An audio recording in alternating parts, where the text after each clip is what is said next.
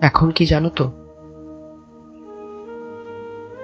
যার সাথে কথা বললে মানসিক শান্তি পাওয়া যায়, মন প্রশান্ত হয়ে ওঠে,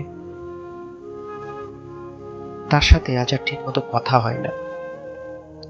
অভিমান আর দূরত্বের বেড়াজালে মানুষ সেখানেই শান্তি খোঁজে যেখানে তার মন বারবার ছুটে নেয়।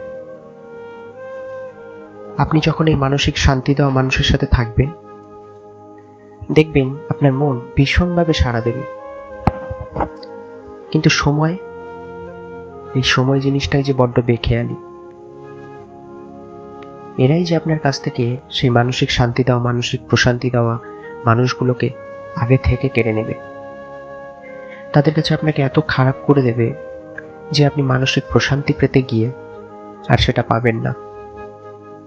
ফলে আপনার হৃদয়ে কাঁটা বিঁধবে, যন্ত্রণার কাঁটা।